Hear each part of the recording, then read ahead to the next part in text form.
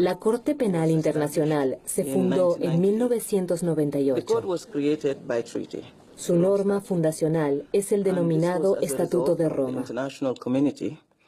La comunidad internacional quería crear una instancia judicial permanente e independiente que fuera responsable de crímenes de guerra, crímenes de lesa humanidad y genocidio.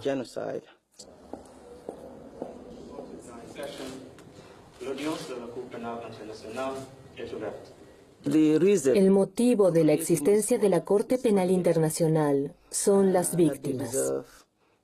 Merecen que se realice un procesamiento penal, merecen justicia. Si no existiera la Corte Penal Internacional, no habría justicia para ellos.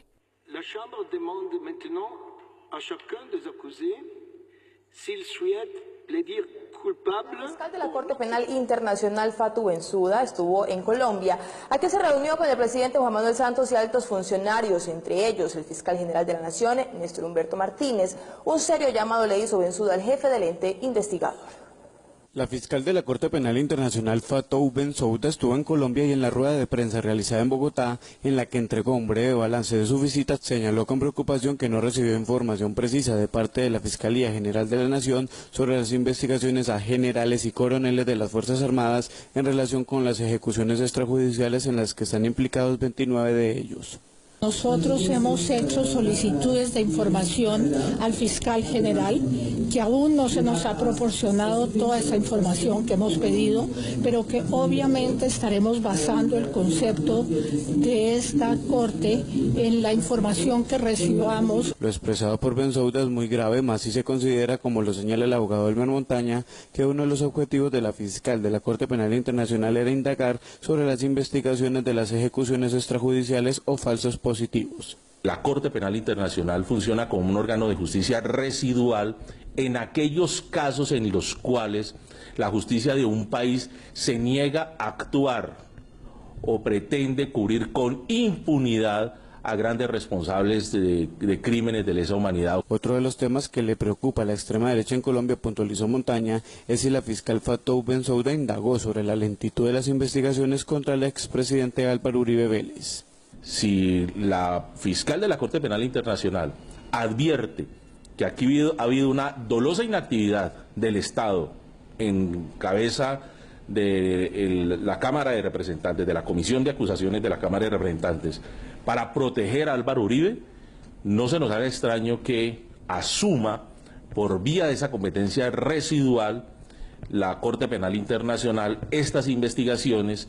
Si las autoridades judiciales en Colombia siguen actuando con lentitud frente a los casos de las ejecuciones extrajudiciales en las que están implicados altos oficiales de las fuerzas militares, es posible que la Corte Penal Internacional decida actuar en Colombia. Antes de llevar un crimen o acusado ante la Corte Penal Internacional, hay que estar seguros de poder presentar pruebas concretas y sólidas. Por otro lado, en la mayoría de los casos, investigamos conflictos aún vigentes. Este es un aspecto decisivo para la seguridad de los testigos y del personal. Se deben reunir suficientes pruebas y presentárselas al juez. Soy Richard Mao Reaño, exagente del CTI de la Fiscalía General de la Nación de Colombia, conocido en los medios como Hacker Fiscalía, quien denunció la infiltración paramilitar colombiana más grande del mundo conectada con el gobierno, siendo amenazado y abusado por su poder político y judicial corrupto. Durante 4.404 días he estado viviendo en el exilio en Canadá, pero eso no me detiene de denunciar en un documento de 400 páginas el nivel más alto de corrupción. Hoy persisto y continúo hablando claro, porque la Comisión Interamericana de Derechos Humanos y la Corte Penal Internacional deben tomar medidas sin más demora. 255 empleados públicos, teniendo vínculos con 131 miembros de los grupos paramilitares, como resultado de un cruce técnico de información de 326.000 registros. El expresidente colombiano Álvaro Uribe Vélez y el exfiscal general Luis Camilo Sorizaza aún no están en prisión. De hecho, Uribe hoy es senador. Así que, ¿dónde está la justicia?